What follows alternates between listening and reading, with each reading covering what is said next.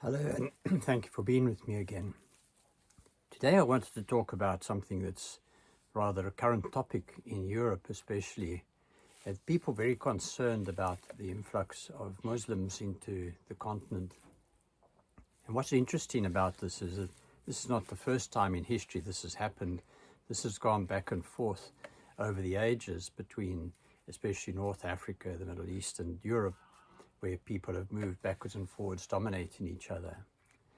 But what I wanted to talk about was this anxiety that there is among Europeans, especially, as I say, about this influx of Muslims and this other culture coming in. You see, I think what we need to realize is that anything that wants to expand looks for a vacuum or looks for an empty space, and that's where it will move to predominantly. And so we can actually say that, Europe has been rather desolate for a long time now in terms of its Christianity, in terms of its religion, in terms of its spirituality.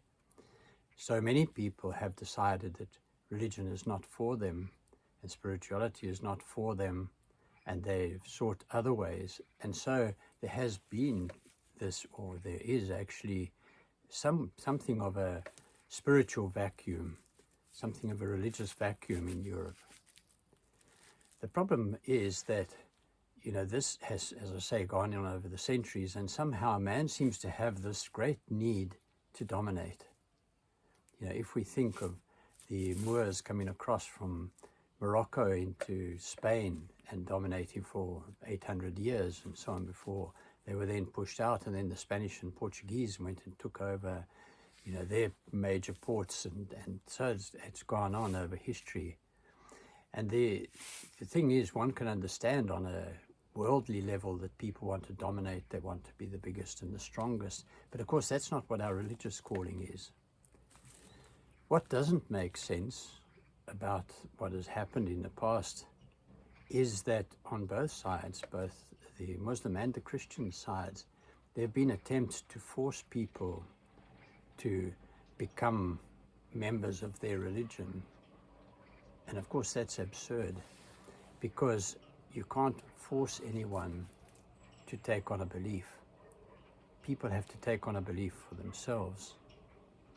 And what makes people take on a belief is if they see in others something that they would like to have in their own lives. And this is what is missing.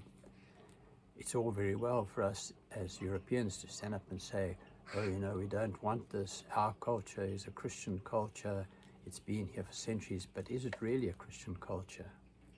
Is it really a culture of love first for people, of wanting to do good for others, as we were told to in our religion, of truly being people who are open to accepting that their people are different, but living our faith to such an extent that people want to become Christian.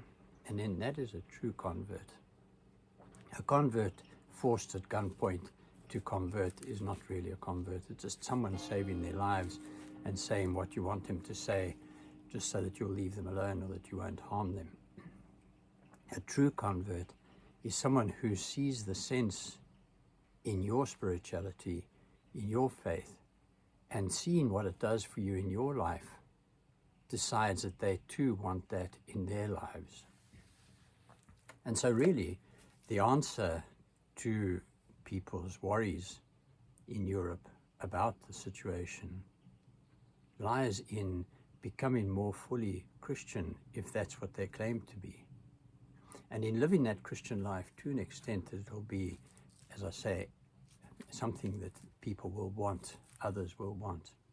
We see it in the gospel reading that we have for this week, where Jesus meets the Canaanite woman.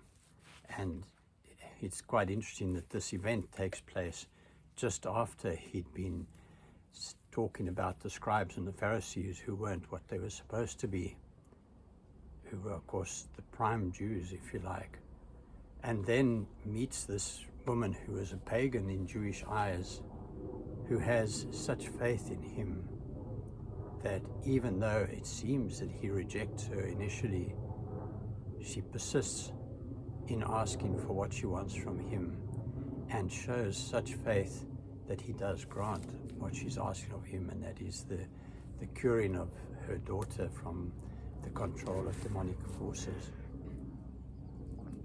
This is what I'm talking about with the change that can come if we live truly Christian lives, so that those who come and who meet us and encounter our communities find a truly Christian way of life that would attract them from whatever way of life they currently have, and make them want some of that, want to live that kind of life. And so obviously, where none of us can make everyone become Christian overnight, we each are responsible for our own lives, and each of us are responsible in this sense for making sure that our spirituality, our Christianity is lived in a way that would make other people want to share that faith, want to be part of that.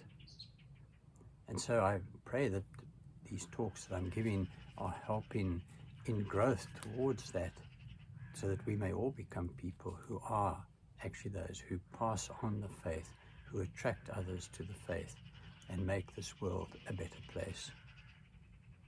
And may God bless you. Thank you.